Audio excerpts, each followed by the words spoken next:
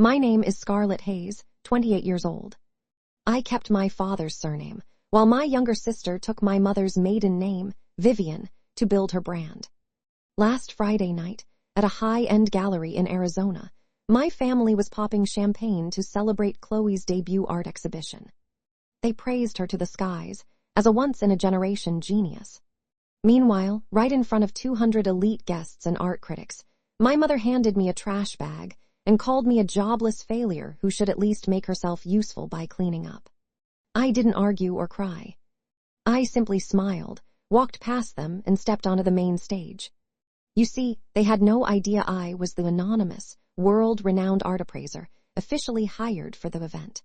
The room went dead silent as I pulled out a specialized UV flashlight and aimed it directly at my sister's $2 million masterpiece. Before I tell you what glowing message appeared hidden beneath the paint, welcome back to my channel. Hit like and tell me your age, your city, and your local time in the comments. I read everyone. The quiet destruction of my life did not happen overnight. It began 5 years ago, inside a sterile hospital room. My father passed away on a Tuesday, leaving behind a stack of medical bills totaling $412,000.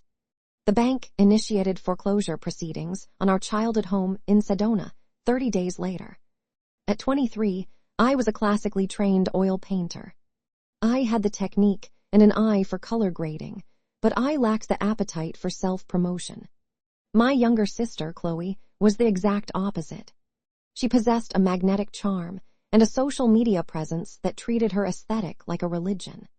She could network a room in minutes. She just lacked the ability to paint. Her brushstrokes lacked depth. Her composition felt hollow. The arrangement started as a survival tactic. A boutique gallery owner visited our shared studio and mistook one of my unfinished canvases for Chloe's work. Chloe did not correct him. She sold the piece for $4,000 that afternoon. The money covered 2 months of mortgage payments. We formed an unspoken pact, which my mother quickly formalized. My mother is a former real estate broker who views art solely as an asset class. She drafted a non-disclosure agreement. The terms were explicit. Any artwork produced inside the Sedona studio belonged to the Chloe Vivien brand. In exchange, Chloe paid the mortgage and gave me a minor percentage of the sales. I took a steady, invisible job as a corporate appraiser in Phoenix, leaving the spotlight to my sister. I told myself I was saving the family. In reality, I built my own cage. Over the next 3 years, the deception became routine. I drove to Sedona on weekends, painting late into the night. Chloe posted time-lapse videos of herself holding a palette, standing in front of the finished canvases I had created hours prior. She bought into her own myth. She began critiquing my color choices and demanding faster turnarounds. The gratitude vanished, replaced by entitlement. 8 months ago, the pressure peaked. A prominent Scottsdale gallery offered Chloe a solo exhibition. They required a centerpiece worthy of a 7-figure price tag. I refused to paint it. I was exhausted, hollowed out by my day job and the weekend ghostwriting. I told Chloe she had to do this one herself. Instead of arguing, she smiled and told me she understood. During those months of supposed freedom, I retreated to a private, climate-controlled storage unit in Phoenix. I worked on something of my own. It was an 8 by 10-foot desert landscape, layered in thick impasto, capturing the jagged red rocks of Sedona where my father used to walk. It was a visceral map of my own grief. There were nights I painted until the skin around my fingernails cracked and bled. I would violently smear the heavy crimson and burnt sienna oils across the canvas with my bare hands, trying to carve his memory into the fabric, before collapsing onto the freezing concrete floor of the unit to sob until my chest ached. I poured hundreds of hours into it. It was the only thing I had painted in 5 years that felt real. I kept the unit locked. I told no one. 7 days before Chloe's gallery opening, I drove to Scottsdale to inspect the venue layouts for my appraisal firm. I walked into the main exhibition hall, holding my clipboard. Hanging in the center of the room, illuminated by a halo of gallery spotlights, was my desert landscape. In the bottom right corner, painted in fresh, wet black acrylic, was Chloe's signature. I did not cause a scene in the gallery. I stood there, letting the ambient noise of the cocktail reception wash over me, staring at the bottom right corner of my own work. The wet black acrylic of Chloe's signature caught the overhead lighting. It looked like a fresh wound on a familiar body. I turned around, pushed through the heavy glass doors of the exhibition hall, and stepped into the warm Scottsdale evening.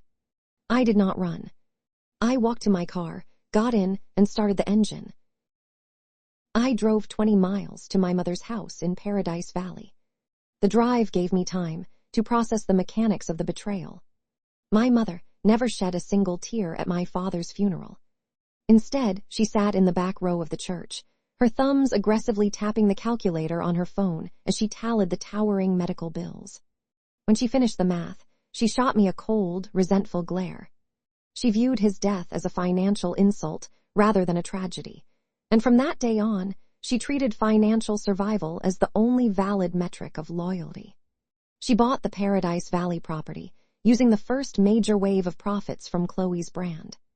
It was a sprawling, modern estate built on the quiet, invisible labor of my weekends. I parked in the circular driveway behind my sister's imported SUV. I walked to the front door.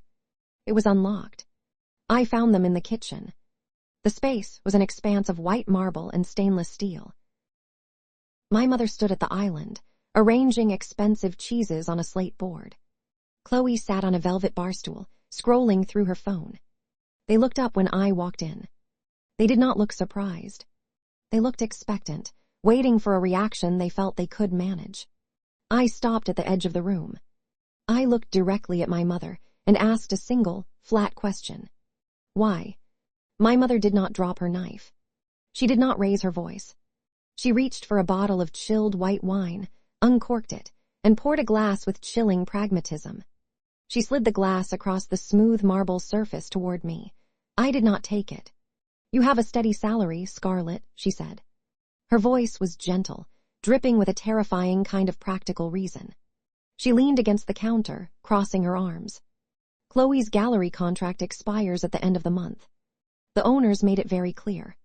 If she does not deliver a centerpiece masterpiece for this debut, they will drop her representation. If they drop her, her brand loses its value overnight. She goes bankrupt. If she goes bankrupt, the payments on this house stop, and I lose my retirement security. You owe this to the family. I shifted my gaze to my sister. Chloe sat there, trembling slightly under my stare, but her chin was raised. She set her phone face down on the counter. She had spent so many years playing the role of the tortured genius online that she had begun to believe her own press. You left it sitting in a dark storage unit, Chloe said. Her voice wavered for a second before finding its footing in defiance. You were never going to do anything with it. You never had the courage to show your own work to the public anyway. I gave it an audience. I gave it value. You should be thanking me for getting it out of that metal box. I looked at the two of them. I saw the narrative they had carefully constructed to protect their own consciences. In their minds, they were not thieves. They were resource managers. I was simply a resource that had forgotten its place in the supply chain. I did not argue. I did not attempt to explain the hundreds of hours I had spent mapping my grief over our father onto that canvas. Arguing requires a shared sense of reality, and we no longer lived in the same one. I turned around and walked out of the house. My first instinct the next morning was to seek justice through the proper channels. I scheduled an emergency consultation with my attorney, David. He operated out of a quiet, sterile office complex in downtown Phoenix. He was a practical man who dealt in paper trails and signed agreements, not emotional grievances. I sat in a leather chair across from his oak desk and handed him a copy of the 5-year-old non-disclosure agreement. I explained the locked storage unit, the unauthorized removal of the painting, and the forged signature. I told him I wanted a legal injunction to stop the gallery from selling the piece. David read through the pages in silence. The ticking of his wall clock filled the room. When he finished, he set the paperwork down, folded his hands, and shook his head. The contract my mother drafted was a brick wall. David pointed to a dense, ruthless work for hire clause on the second page. It stipulated that any and all artwork I produced during the term of the agreement, regardless of where it was created or who bought the paint, automatically became the intellectual property of the Chloe Vivien corporate entity. I painted it in a private unit, I told him. I paid for the rent myself, with money from my day job. David looked at me with a grim expression. Did you paint it while the contract was still active, Scarlett? I froze. 3 years ago, when I began the piece in that storage unit, the agreement was in full effect. I argued that I painted it on my own time, but David shook his head. Under the broad, ironclad umbrella of my mother's contract, my personal time did not legally exist. I had signed away the rights to my own mind. Legally, every concept and canvas I touched belonged to Chloe. David explained the cold reality of civil litigation. A lawsuit would take years to resolve. It would require thousands of dollars in retainer fees that I simply did not have. Furthermore, the Scottsdale Gallery had deep pockets and a vested financial interest in protecting their new star artist.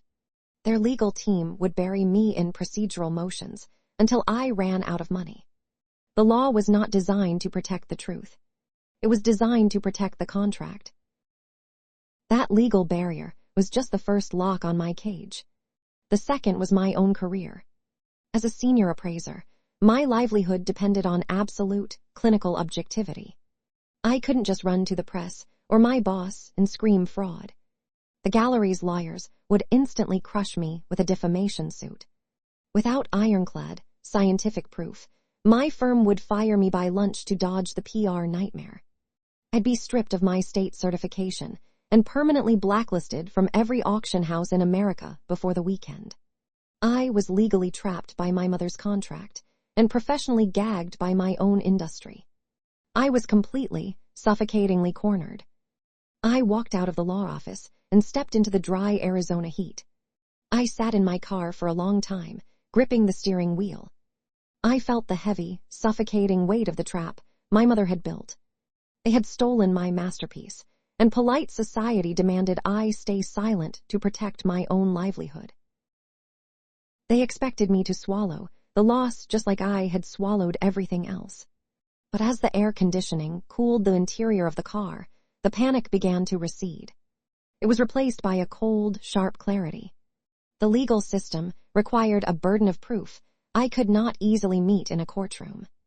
The appraisal industry required an objectivity I could not fake. But I understood the mechanics of the high-end art market far better than my mother or my sister ever would. The art market does not run on justice or fairness. It runs on provenance. It runs on authenticity. It runs on the fragile, expensive trust between a wealthy buyer and a reputable gallery. I realized that if I wanted to dismantle the illusion I had spent 5 years helping them build, I could not fight them with lawyers. A courtroom would give them a chance to settle out of the public eye, to spin the narrative, and to hide behind corporate protections. I had to let them walk willingly into a space where their carefully crafted narrative held absolutely no power. I had to let them hang themselves in public, in front of the exact people they were so desperate to impress. The conflict was no longer about retrieving a stolen painting. It was about exposing a systemic fraud. And as I started my car to head to my office, I realized the perfect weapon was already sitting on my desk. I walked into my office on Tuesday morning. The air conditioning hummed a low, steady note. My firm, Vanguard Valuation Services, occupies the 14th floor of a glass tower in downtown Phoenix. We are the premier appraisal agency in the Southwest. Museums, insurance syndicates, and high-net-worth collectors rely on us to separate authentic masterpieces from expensive frauds. My boss, Julian, called me into his office at 9:15. He slid a thick manila folder across his mahogany desk. The prospective buyer of the desert landscape was a man named Harrison. He was a prominent tech executive based in Scottsdale, known for his relentless attention to detail. Harrison did not buy art for emotional fulfillment. He bought art to diversify his financial portfolio. He was preparing to wire $2 million to the gallery, but his insurance provider mandated an independent third-party authentication before they would underwrite the transaction. Julian told me Harrison specifically requested our firm because of our rigorous standards. More accurately, he requested me. I possessed a flawless track record of authenticating post-war contemporary pieces. Julian handed me a standard conflict of interest disclosure form. The fine print stated clearly that I had no personal, financial, or familial ties to the gallery, the seller, or the artist. Signing a false disclosure in my industry is not just a fireable offense. It is a severe breach of fiduciary duty that opens the door to crippling civil litigation. I held the silver pen Julian offered me. I thought about the wet black signature smeared across the bottom of my painting. I pressed the pen to the paper and signed my name. I handed the document back across the desk. I knew in that exact second I was detonating my own career. That was the price of admission to take down the illusion my family built. I had 4 days before the gallery opening to compile the trap. I did not spend that time seeking sympathy, and I did not attempt to forge retaliatory documents. The truth was far more destructive than anything I could fabricate. My daily work involved analyzing the molecular structure of oil paints to catch forgeries.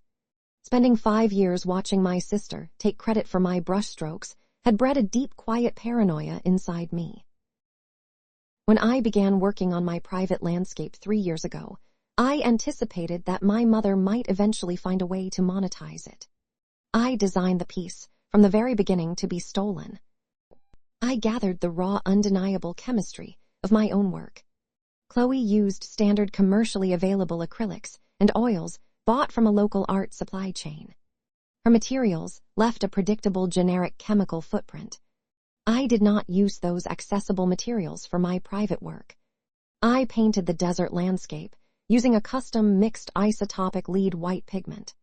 I imported the raw powder directly from a specialized manufacturing facility in Munich, Germany. The specific isotope ratio of that lead white cannot be replicated by mixing standard American paints. It acts as a unique traceable fingerprint embedded directly into the fabric of the canvas. Chloe possessed zero knowledge of its existence. Her corporate business accounts showed no transactions for imported European pigments. Chemical composition is often debated by dueling experts in a courtroom. I needed something a room full of people could see with their own eyes. Something undeniable that required no scientific interpretation. Above the thick layers of impasto oil, mixed directly into the final clear protective varnish, I had written a message. I drafted it using a synthetic ultraviolet reactive glaze. The glaze dries completely transparent over the paint under standard gallery lighting. It is invisible to the naked eye. I had written a specific journal entry detailing the final afternoon I spent in my father's hospital room. It was exactly 47 words long. It detailed the rhythmic sound of the ventilator, the smell of sterile alcohol, and the way the late afternoon sun hit his hands. I ended the entry with my full legal signature. I spent Wednesday and Thursday working quietly in the firm's laboratory after normal business hours. I utilized our mass spectrometry equipment to run baseline tests on the leftover lead white powder I retrieved from my Sedona studio. I cross-referenced the isotopic markers with the purchase receipts from the German manufacturer. I printed the customs declaration forms, proving I imported the materials using my personal banking details long before Chloe even announced her exhibition. I compiled the spectral graphs, the international shipping receipts, and the chemical analysis into a thick navy blue folder. I organized the documents logically using clear plastic tabs. There was no emotion in the binder. There was only math, chemistry, and irrefutable supply chain logistics. The conflict had escalated far beyond a domestic dispute over a piece of stretched fabric. By forging her name on my work, Chloe crossed a line from familial exploitation into federal wire fraud. She was attempting to secure a $2 million transaction across state lines based on a fabricated origin. My mother facilitated the transaction. They felt secure because they relied on the old civil contract to protect them. They failed to realize that a contract regarding brand ownership does not negate the criminal act of defrauding a buyer. The gallery owners were desperate for the sale to close on Friday night. The $2 million wire transfer would solidify their quarterly earnings and cement Chloe as a top-tier asset. Harrison, aware of his own leverage, insisted the final physical inspection occur during the VIP reception. He viewed the authentication process as a performance, a demonstration of his rigorous standards before transferring his wealth. It was the perfect stage. On Thursday afternoon, Julian asked for a preliminary update. I stood in the doorway of his office, holding my clipboard. I told him the provenance research was proceeding smoothly, and that I would conduct the final on-site physical inspection during the opening reception on Friday evening. He nodded, satisfied with the standard procedure. He trusted my judgment implicitly. He had no idea he was sending a loaded weapon into a crowded room. I did not sleep on Thursday night. I sat at my dining table with a cup of black coffee, reviewing the contents of the navy blue folder one last time. Every page represented a choice I could not undo. The state certification I studied years to achieve would be revoked the moment Julian discovered my deception. The firm would distance themselves, issuing public statements condemning my failure to disclose the familial connection. I would face a breach of contract lawsuit from Vanguard Valuation Services. The career I built from the ashes of my father's debt was effectively over. As I touched the smooth surface of the plastic tabs, I felt no regret. Survival requires sacrifice. My mother and sister believed my silence was a symptom of weakness. They mistook my professional discretion for submission. They assumed I would simply accept the theft because I had always prioritized the family's stability over my own identity. They did not understand that years of suppressing my own voice had turned my patience into a highly organized operation. I closed the binder. The sun began to rise over the Phoenix skyline, casting a pale light across my apartment. The clinical preparation was finished. The emotional detachment was total. I packed the folder into my leather briefcase, along with the heavy industrial ultraviolet flashlight. The only thing left to do was attend the party. The Friday night arrived with the suffocating heat typical of late September in Scottsdale. The gallery was a modern construct of exposed steel and polished concrete. Valets parked European sports cars along the curb. Inside the space was packed with 200 of the most influential collectors, critics, and investors in the Southwest. Waiters carried silver trays of champagne. A string quartet played softly in the corner. The center of the room was dominated by my desert landscape. Gallery spotlights hit the thick oil paint, casting small shadows across the textured red rocks. I stood near the coat check, holding my leather briefcase. My mother navigated the room with practiced ease. She wore a tailored navy suit. She smiled at potential buyers, orchestrating introductions, operating as the architect of my sister's success. Chloe stood near the painting, wearing a silk designer dress purchased on credit. She held a glass of sparkling water. She looked radiant. She looked like a star. At 8:30, my mother spotted me standing near the entrance. She broke away from a conversation with a local real estate developer and walked over. She did not greet me. She handed me a half-empty trash bag. She told me to make myself useful and gather the discarded cocktail napkins before the presentation began. She wanted to ensure I remembered my place in her hierarchy. I took the plastic bag. I did not drop it. I simply set it down on the registration table next to the guest book. I adjusted the strap of my briefcase. I walked past her. The gallery owner stepped up to a small wooden podium near the painting. He tapped the microphone. He thanked the crowd for attending the debut of a once-in-a-generation talent. He introduced Harrison. Harrison was a 50-year-old logistics software executive. He built his fortune on supply chain transparency. He did not tolerate inefficiency or deception.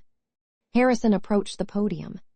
He announced that he was prepared to finalize the $2 million acquisition tonight, pending the formal authentication report from his mandated third-party appraiser.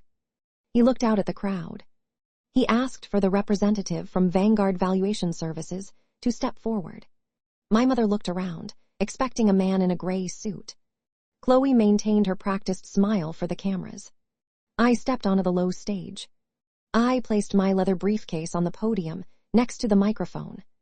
A ripple of confusion moved through the front row. My mother took a step forward. She whispered my name, her voice sharp with sudden panic. She thought I was staging a protest. She thought I was having a mental breakdown. I did not look at her. I leaned into the microphone. I spoke with the flat precision of a coroner, delivering a time of death. I introduced myself. I stated my full name, my state certification number, and my title as senior appraiser for Vanguard Valuation Services. I announced that I was the designated agent hired by Harrison to authenticate the provenance of the centerpiece. The color drained from Chloe's face. The practiced smile vanished. She looked at the briefcase. She knew what I did for a living, but she never connected the dots. She believed her own lie so deeply that she forgot the real world required proof. I opened the briefcase. I removed the thick navy blue folder and set it on the podium. I addressed Harrison directly. I told him that an authentic appraisal requires more than visual confirmation. It requires structural analysis. I reached into the bag and pulled out the industrial ultraviolet flashlight. I walked away from the podium and stood next to the canvas. The gallery owner tried to intervene, raising his hand, but Harrison stopped him with a sharp gesture. Harrison wanted to see the process. I clicked the power switch. The violet beam cut through the warm ambient light of the gallery. I aimed it directly at the lower quadrant of the painting, just above the wet black acrylic of Chloe's signature. The $2 million masterpiece instantly illuminated. The synthetic UV reactive glaze caught the frequency and flared to life. Glowing vividly across the textured surface of the oil paint was a block of text. It was my handwriting.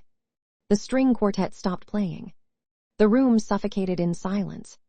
The only sound was the low hum of the air conditioning system. I kept the light steady. I read the glowing words out loud into the dead, quiet room. It was exactly 47 words. It detailed the afternoon of October 12th. It described the sound of my father breathing through a machine. It described the smell of the sterile hospital room and the dust particles floating in the late afternoon sun. It ended with a single sentence. I painted this to remember the man who taught me how to see. Below that sentence, glowing in bright violet, was my full legal signature. Scarlett Hayes. I turned off the flashlight. The words disappeared. The painting returned to normal. But the damage was permanent. I walked back to the podium and opened the navy folder. I did not raise my voice. I explained the chemistry. I detailed the isotopic lead white pigment imported from Munich. I listed the specific atomic weight of the materials embedded in the primer. I stated clearly that Chloe Vivien's corporate accounts held zero record of purchasing these restricted European materials. I presented the customs declarations, proving I imported them 3 years ago. I stated that the chemical composition made it structurally impossible for my sister to be the author of the work. Chloe broke. The composure she spent years cultivating shattered. She burst into performative tears. She grabbed the edge of the stage, pleading with the crowd. She begged them to understand the pressure she was under. She cried about the gallery deadlines, the financial stress, and the expectations of her brand. She tried to pivot the narrative, casting herself as the victim of an unyielding industry. Nobody moved to comfort her. The investors stared at her with cold calculation. They did not see a tortured artist. They saw a toxic asset. They saw a liability that could compromise their portfolios. Harrison did not wait for her to finish crying. He buttoned his suit jacket. He looked at the gallery owner and stated that the transaction was permanently canceled. He informed his legal counsel, who was standing nearby, to draft a letter severing all ties with the establishment. Harrison walked out the front door without looking back. My mother stood frozen near the coat check. The reality of her financial ruin settled over her features. The house in Paradise Valley was gone. Her retirement was gone. The carefully constructed image she valued more than her own daughter was reduced to ashes in front of the most powerful people in the state. She did not yell. She simply stared at the floor. I closed the navy folder. I placed it back into my briefcase, along with the flashlight. I stepped down from the stage and walked through the crowd. The guests parted for me. I pushed through the heavy glass doors and stepped into the night air. The aftermath was not a clean victory. Life does not tie up loose ends like a television show. The next morning, Julian called me into his office. He had seen the footage, recorded by a dozen smartphones. He fired me immediately. He revoked my security clearance and confiscated my company laptop. Vanguard Valuation Services filed a breach of contract lawsuit against me later that week for failing to disclose a severe familial conflict of interest. I spent my savings hiring a defense attorney to keep my state certification intact. My family is permanently estranged. My mother blocked my number. Chloe filed for bankruptcy 3 weeks later when the gallery dropped her representation and demanded repayment of her advance. I lost my career, my financial safety net, and the only blood relatives I had left. But truth requires sacrifice. I stood in my new smaller apartment on the outskirts of the city. The space was empty, except for a wooden easel near the window. I stretched a blank piece of cotton canvas over a pine frame. I pulled the fabric tight and stapled the corners. I picked up a brush. I had no gallery representation. I had no corporate salary. But for the first time in 5 years, the name I signed on the bottom of the wood belonged to me. If my story resonated with you, drop a comment below and share it with someone who needs to hear it. Remember to trust your own hands. See you next time.